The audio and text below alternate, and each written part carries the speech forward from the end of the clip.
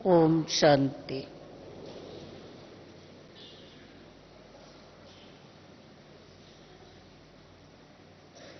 अभी हम सभी संकल्प शक्ति की महानता को समझ रहे थे। अव्यक्त स्थिति हमारे सारा दिन की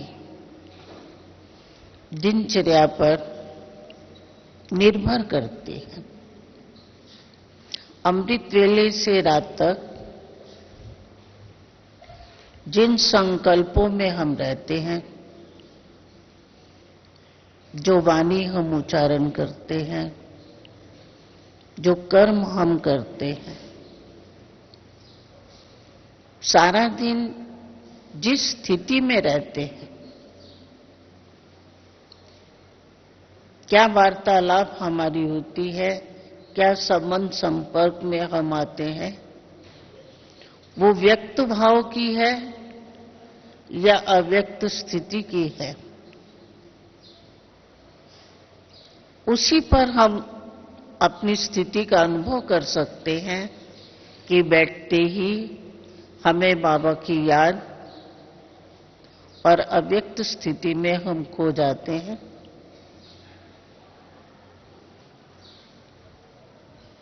अगर उसमें हम व्यक्त भाव में रहते हैं, देह भान में रहते हैं,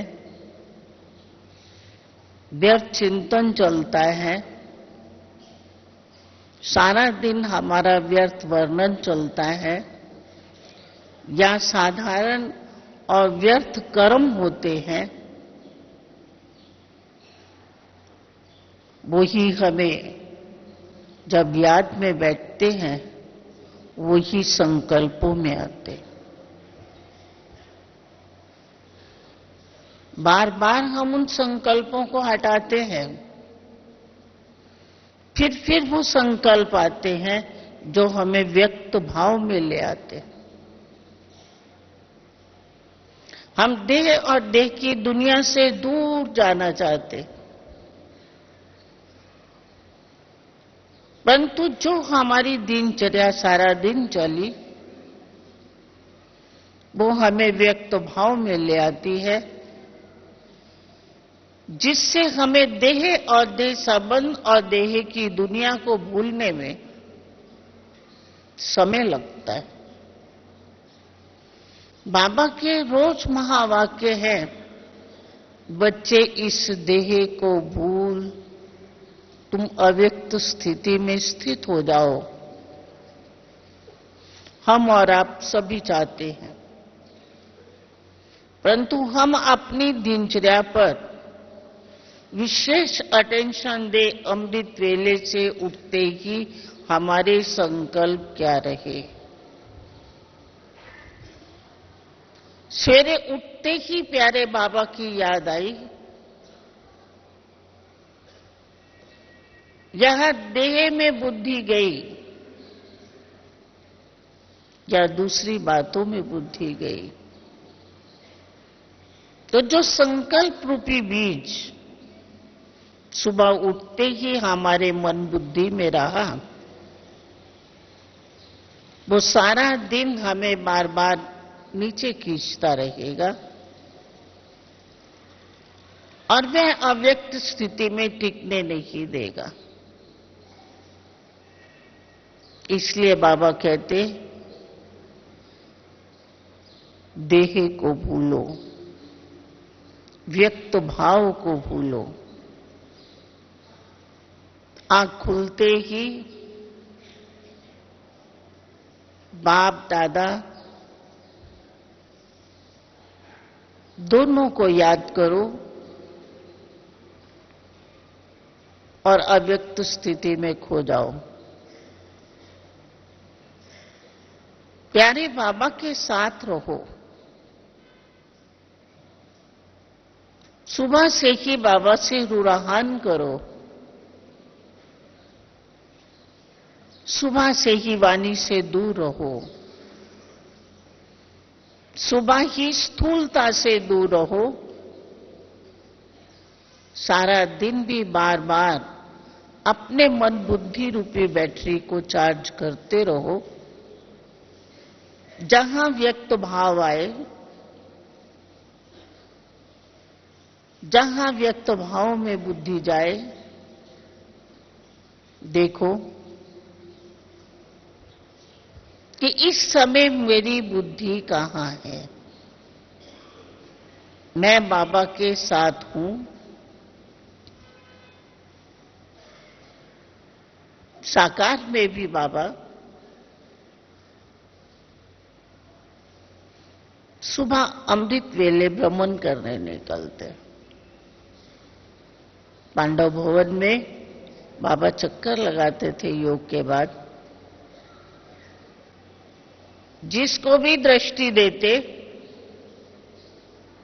वो व्यक्त भाव से दूर होता जाता।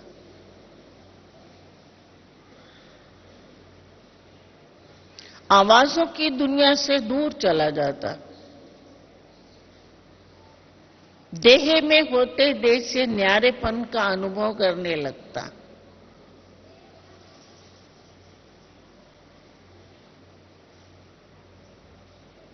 ऐसे हम भी अमृत वेले आंख खुलते ही जब बाप दादा से मुलाकात करेंगे, बाबा से मीठी मीठी मन बुद्धि से रूराहन करेंगे, तो इस व्यक्त देश से अपने आप को अव्यक्त वतन में ले जाएं, जहां अव्यक्त बाबा रहते, और वहां बाबा से शक्ति लेकर फिर कर्म क्षेत्र पर आए और सारा दिन कार्य करते हुए भी ये याद रखें कि हमें श्रेष्ठ स्थिति में रहना है। श्रेष्ठ स्थिति होगी तो श्रेष्ठ कर्म होंगे, और श्रेष्ठ कर्म होंगे तो श्रेष्ठ व्यवहार होगा, श्रेष्ठ ही वार्तालाप होगा, व्यक्त भाव समाप्त होता जाएगा।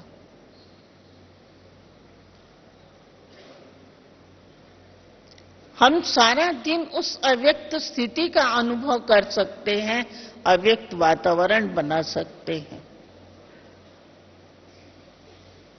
अगर व्यक्त भाव में है तो अव्यक्त बाबा से जो हम मिलन मनाना चाहते हैं, जो रूराहन करना चाहते हैं, जो हम बाबा से मिलन मना करके अतीन्द्रिय सुख का अनुभव करना चाहते हैं, वो हम इस व्यक्त दुनिया में रहते हुए नहीं कर सकते। इसलिए जो हमारे मन के अंदर श्रेष्ठ भाव और भावना युक्त याद है, वो हमें इस देह और देह की दुनिया से दूर ले जाएगी और बाबा के समीप कार्य करते हुए भी, व्यवहार करते हुए भी हर समय अनुभव करेंगे कि बाप दादा हमारे साथ हैं। बाबा हम बच्चों को चला रहे हैं, बाबा हम बच्चों से श्रेष्ठ कार्य करा रहे हैं, बाबा का ये कार्य है, बाबा की ये सेवा है, बाबा ही हमें ये पुरुषार्थ करा रहे हैं। तो पुरुषार्थ करने के लिए हमें अंदर से प्रेरणाएं मिलती रहेंगी, साथ का अनुभव होता रहेगा और कर्म भी हमारे श्रेष्ठ पावरफुल होते रहेंगे, जिससे हमारा कदम कदम पर भाग्य बनता रहेगा। भाग्य विधाता बाप याद रहेगा और कहीं भी हमें देह और देह का भान हमें नीचे खींच नहीं सकता। जहां देह और देह का भान नीचे खींचता है, वहां व्यक्त भाव में आकर हम व्यक्त ही कर्म करते हैं। फिर उन कर्मों को कूटना पड़ता है, करने के बाद पश्चाताप करना पड़ता है, उसे भुलाना पड़ता है।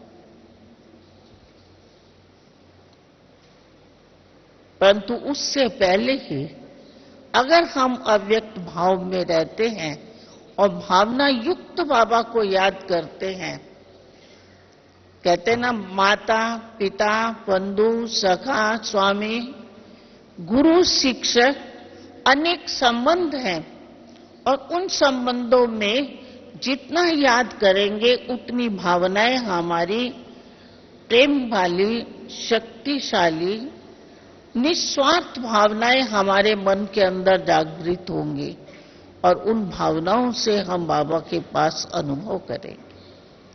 जहां भाव और भावना युक्त याद नहीं है, वहां याद और प्यार का हम अनुभव नहीं कर सकते।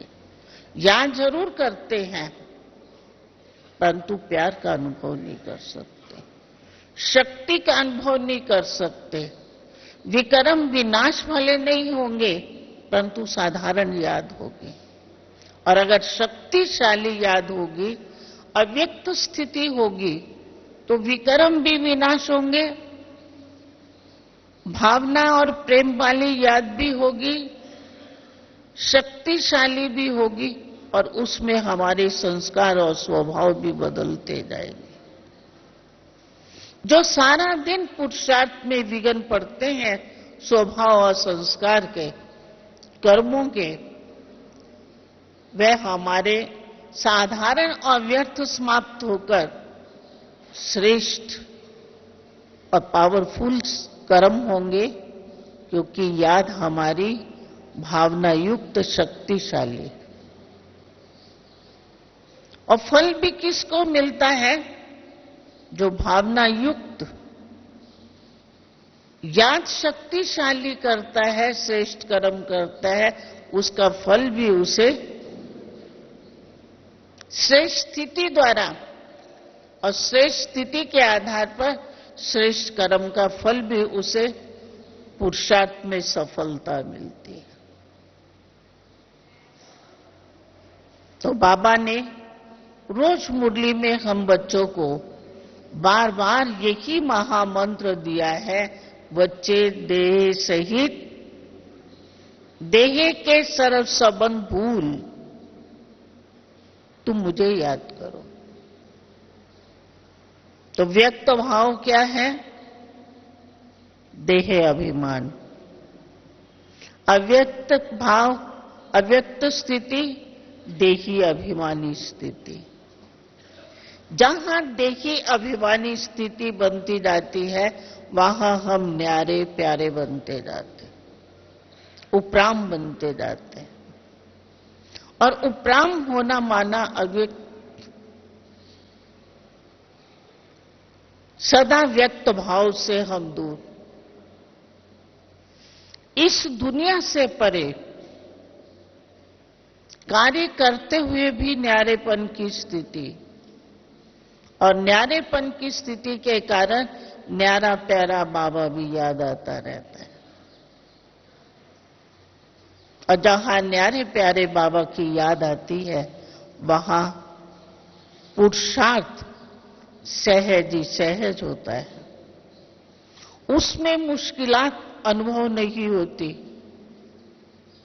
उसमें हमें जो संकल्प करते हैं पुरुषार्थ के लिए, उसमें सफलता मिलती रहती। बार बार कहीं विकार हमें घेराव में लाए, कहीं स्वभाव संस्कार घेराव में लाए, कहीं व्यक्त भाव घेराव में लाए, और हमें देहाभिमान में लाए, वो मेहनत समाप्त नहीं होगी। वह पुरुषार्थ हमारा निरंतर चलता रहेगा, और निरंतर में किसी भी बात का अंतर नहीं आएगा।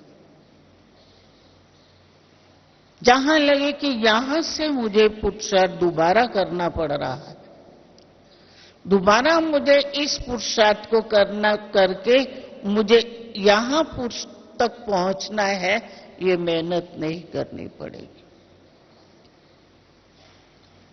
क्योंकि सारा दिन की दिनचर्या पर हमारा ध्यान है। और जहां दिनचर्या पर ध्यान है तो हम अपने आप को सहज ही बुद्धि योग अनेक तरफ तोड़कर अनेक प्रकार के संस्कार और स्वभाव को मोड़कर हम बाबा के साथ बुद्धि को जोड़ सकते हैं। क्योंकि इसी रीति से हम जो पुरुषार्थ कर रहे हैं उसमें हमें मोल्ड होना मुश्किल नहीं लगता, क्योंकि हम देह से पार होकर चल रहे हैं और अपने आप को मोड़ सकते हैं। और जहां मोड़ सकते हैं अर्थात मोल्ड हो सकते हैं, वहां हम सहज रीति से बाबा से अपना बुद्धि योग जोड़ सकते हैं। जोड़ने के लिए उसे मेहनत नहीं करनी पड़ेगी, और जहां जोड़ने के लिए मेहनत नहीं है वहां उसे जमा खाता नजर आता रहेगा कि मेरा याद का खाता जमा हो रहा है। जहां याद का खाता जमा है वहां श्रेष्ठ कर्मों का खाता भी जमा होता जा रहा है। जहां श्रेष्ठ कर्मों का खाता जमा होता जा रहा है वहां उसका श्रेष्ठ प्रारब्ध भी जमा होती जा रही है।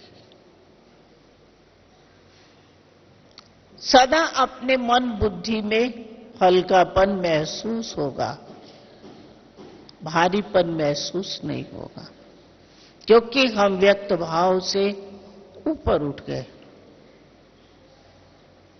और जहां व्यक्त भाव से ऊपर उठे वहां अनेक आत्माओं की मनसा सेवा सहज होती जाएगी। मनसा द्वारा हम अनेक आत्माओं को शुभ भावना और शुभ संदेश देते रहेंगे। जो बाबा कहते दूर बैठे भी आप अपनी अव्यक्त स्थिति द्वारा अनेक आत्माओं को शक्ति दो, बल दो, सहारा दो, तो हम सहज रीति से उन्हें बल शक्ति सहारा दे सकते हैं। बुद्धिवानों का बुद्धिवान बाबा है, परंतु हम अव्यक्त रूप से अनेक आत्माओं की एक स्थान पर बैठे हुए भी शुभ भावनाओं से हम सेवा कर सकते हैं, क्योंकि हम व्यक्त भाव से ऊपर उठ गए। और जहां भी हम मन बुद्धि से पहुंचना चाहें अव्यक्त स्थिति से, वहां पहुंचकर हम वहां पर उन आत्माओं की सेवा कर सकते हैं। इसलिए बाबा बार बार जोर देते कि बच्चे तुम न्यारे बनते जाओ, बाप के प्यारे बनते जाओ, व्यक्त भाव से ऊपर होकर अव्यक्त स्थिति में रहो और अव्यक्त बाबा को सदा अपने साथ अनुभव करो। और साथ अनुभव करके अनेक आत्माओं तक आप अकेले नहीं जाओ, परंतु बाबा को साथ लेकर जाओ, जो उन आत्माओं को भी बाबा से शक्ति दिला सको। उनका योग अपने से नहीं परंतु बाप से जुड़ा सको, बाप से उन्हें शक्ति दिला सको, तो हर एक को अनुभव हो कि हमारे साथ अव्यक्त बाप दादा है। जो बाबा ने हर समय सामने इशारा दिया है, बच्चे मैं तो हूं ना। जहां हम अव्यक्त स्थिति में बाबा के साथ हैं, वहां हमारे साथ हर समय कौन है? बोलो। हर समय हमारे साथ बाबा हैं। और जहां बाबा हमारे साथ है वहां हर कार्य हुआ पड़ा है। करने के लिए मेहनत नहीं है। इसलिए बाबा मूल्यों में कहते, बच्चे मैं बच्चों की मेहनत देख नहीं सकता। हम बच्चे बार बार मेहनत करते हैं, बार बार सोचते हैं, बार बार व्यक्त भाव में आते हैं, बार बार संकल्प विकल्प में आते हैं, बार बार कर्म से हम श्रेष्ठ कर्म से नीचे स्थिति में आ जाते हैं। तो बाबा याद दिलाते कि बच्चे तुम मेरे साथ बुद्धि योग जोड़ो, मैं तुम्हारे साथ हूं। तुम मेहनत नहीं की, मोहब्बत से मुझे याद करो।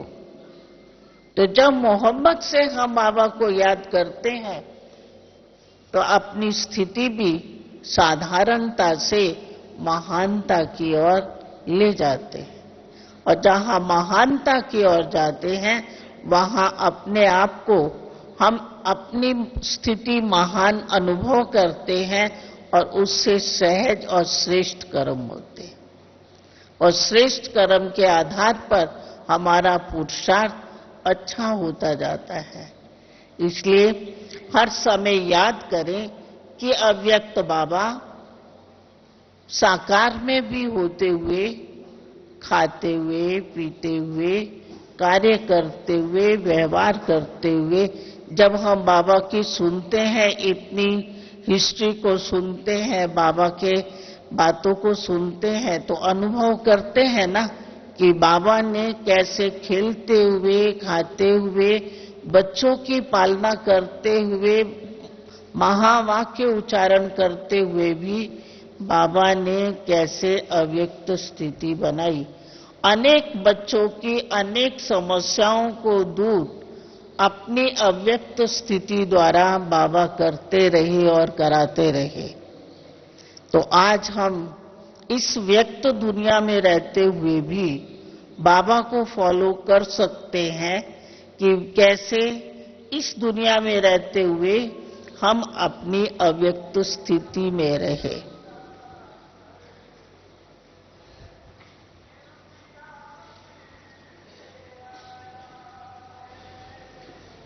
तो जब तक हम सभी मधुबन में हैं, मधुबन तो है ही अव्यक्त धाम, यहां रहते हुए हम सभी ऐसा पुरुषार्थ करें जो हम वहां नहीं कर पाए। वाणी से दूर रहे, जितना हो सके उपराम रति में रहे। तीसरा, अपने ज्ञान योग से जो क्लासेस होती है उससे भरपूर होते रहे और उन्हीं को मनन चिंतन करते रहे, और जहां तक हो सके अंतर्मुखी बनकर ये अभ्यास करो कि हम अपने मधुबन में आए हैं, कारोबार को छोड़कर सब संबंधों से दूर होकर आए हैं, तो यहां अपनी अव्यक्त स्थिति का अनुभव जरूर करें। जहां समय मिले बाबा के रूम में बैठो, अव्यक्त बाबा से रुराहान करो। जितना समय मिले अंतर्मुखी होकर बाबा के वहां से आओ, तो कुछ ना कुछ यज्ञ सेवाओं में अपने आप को अंतर्मुखी करके बिजी कर दें। फिर देखो टाइम मिलता है, बाबा के कमरे में बैठो, सैर करते हुए भी बाबा की याद में रहो। ये सोचो कि हम कमाई करने के लिए आए हैं। घूम तो हम वहां भी लेते हैं, परंतु यहां हम अपना टाइम सफल करें, संकल्प, श्वास और समय। आप अपने आप से रुराहान करके अपने पॉइंट्स का मनन चिंतन करो और मनन चिंतन करके लिखो बैठकर, और लिखकर आप अपने पुरुषार्थ में बिजी हो जाओ। और जहां भी देखो, जब बाबा की वाणी सुनते हैं, 5 प्रकार के पॉइंट्स नोट करो कि आज बाबा ने ज्ञान का नया राज कौन सा खोला। दूसरा, आज बाबा ने धारणा के लिए कौन से महावाक्य उच्चारण किए। तीसरा, बाबा ने सेवा के लिए आज कौन सी युक्ति सिखलाई। चौथा, याद करो लोक सेवा अर्थ। कैसे परिवार में रह करके चलो, उसके लिए बाबा ने आज क्या बात समझाई। मनन चिंतन के लिए बाबा ने आज क्या बतलाया। अलग अलग रीति से पॉइंट्स नोट करो और सारा दिन उसके ऊपर मनन करो कि बाबा ने आज क्या सिखाया। जिसको बाबा कहते स्वदर्शन चक्र तुम्हारी बुद्धि में घूमता रहे। जहां स्वदर्शन चक्र ये ज्ञान का घूमता रहेगा, अपनी मन बुद्धि बिजी रहेगी, तो याद में आप जहां भी बैठेंगे, वहां बैठे हुए भी आप अपनी स्थिति का, श्रेष्ठ स्थिति का अनुभव कर सकेंगे। मेहनत नहीं करनी पड़ेगी। नहीं तो यहां बैठे हुए भी हम अनेक प्रकार के संगी साथी मिलते हैं, अनेक स्थानों के मिलते हैं, हम उनसे मिलन मनाते हैं, ज्ञान की चर्चा भी करते हैं, पुरुषार्थ की बातें भी करते हैं, और साथ साथ क्या करते, व्यर्थ बातचीत भी कर लेते हैं। हम अपने आप को व्यर्थ से जितना भी हो सके हम दूर ले जाएं, और जहां व्यर्थ से अपने आप को दूर ले जाएंगे, आपको योग लगाना नहीं पड़ेगा, अव्यक्त स्थिति के लिए मेहनत नहीं करनी पड़ेगी, सहज ही आप अपनी स्थिति का अनुभव कर सकेंगे। यहां तो अनुभव करके देखें। यहां तो हम देह से ही देह के सर्व संबंधों को भूलकर अपने आप को बाबा की याद में ऐसा बना दें जो कि हमें मेहनत मुक्त हो जाए, और इस तिजोरी में अनेक वरदान संभालें। अनेक प्रकार की जो बाबा की शक्तियां हैं, उन शक्तियों से अपनी आत्मा को भरपूर कर सकें, जिसके लिए हम मेहनत करके वहां से यहां आए। ये ना अनुभव हो कि हम खाली हैं। होता है ना, कई लोग जब मधुबन से होकर जाते, क्लास में अनुभव सुनाने के लिए कहते हैं, तो आप देखो बहुत से भाई बहन क्या करते हैं, वो कहते हैं वहां खाना पीना बहुत अच्छा था, रहने की व्यवस्था बहुत अच्छी थी, और वातावरण बहुत अच्छा था। स्वर्ग देखना हो तो कहां देखो, मधुबन में देखो। बाकी क्या पाके आए, बहुत अच्छा था। हम व्यक्त नहीं कर सकते उसको।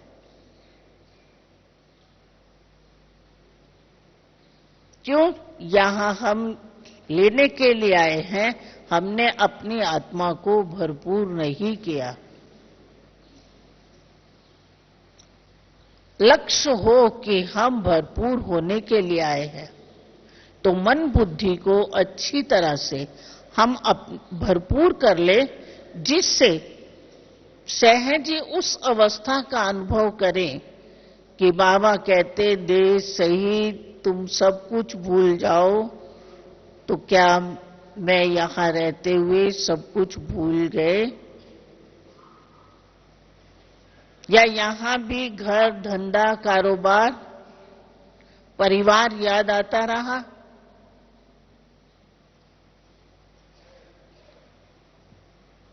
ये भूलने का अनुभव तो हम यहां करें। इस देह को भी भूलने का अनुभव करें और बाबा के साथ का अनुभव करें, क्योंकि यहां वातावरण है, श्रेष्ठ वातावरण, याद का वातावरण है।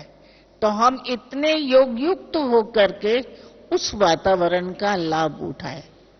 रोज हमें कहा जाता है कि आप पानी से दूर होकर प्रकाश स्तंभ पर क्या करो, बाबा की याद का अनुभव करो, दादी के याद का अनुभव करो। परंतु हमें सारा दिन किस में रहने का अभ्यास है? स्थूल में और वाणी में रहने का अभ्यास है। झटपट हम व्यक्त में रहते हैं और वाणी में आ जाते हैं। तो अगर हम अव्यक्त स्थिति का अनुभव करना चाहते हैं, अव्यक्त बाबा से मुलाकात करना चाहते हैं, हम बाबा से मिलन मनाने के लिए आए हैं, तो मिलन का सच्चा अगर दिल है तो हम अपने इस दुनिया में रहते हुए, मधुबन में भी रहते हुए, अपने आप को व्यक्त भाव से दूर ले जाएं।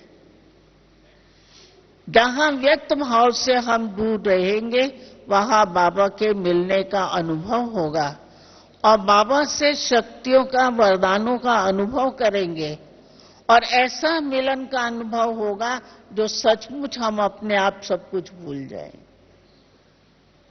भुलाना पड़ेगा नहीं, परंतु भूल जाएगा। जहां प्राप्तियों का अनुभव हुआ वहां भूल जाएगा। तो प्राप्ति करने के लिए, भरपूर करने के लिए इसको खाली तो करना पड़ेगा। और जहां अपने मन बुद्धि को खाली करके हम बाबा से मिलन की धुन में लग जाएंगे तो व्यक्त भाव से ऊपर चले जाएंगे।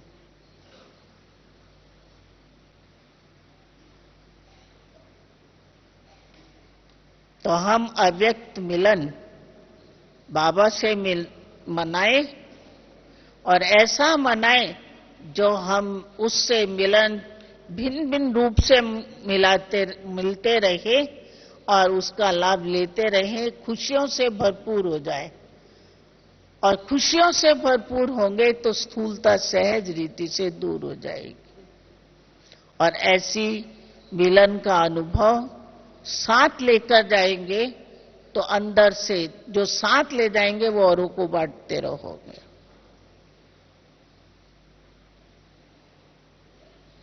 और जहां दूसरों को बांटोगे वहां सभी क्या अनुभव करेंगे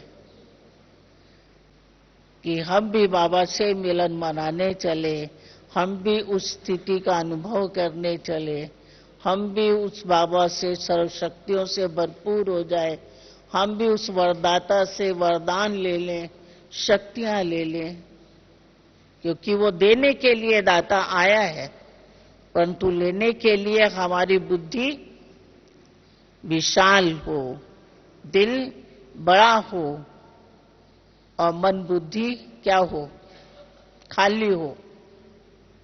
जड़ से खाली होगी तो भरपूर होगी, और अगर भरी हुई है तो क्या होगा? मिलेगा? मिलेगा? बोलो। नहीं मिलेगा ना। बाबा देने वाला तो दे रहा है, परंतु अगर हम अपने मन बुद्धि हमारी व्यर्थ से भरी है तो उस प्राप्ति का अनुभव नहीं होगा।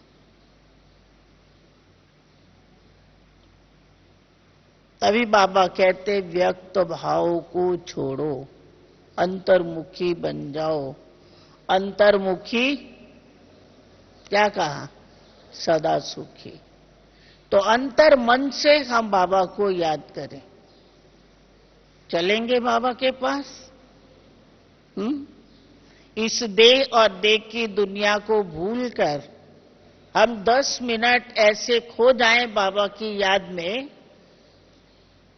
कि बस बाबा ही बाबा हमें याद आए, ना देह याद आए, ना संबंध याद आए, बस एक बाबा ही दिखाई दे और बाबा के साथ हम मिलन मनाएं, बाबा से शक्तियों से भरपूर हो जाए। तो चलो बाबा के पास।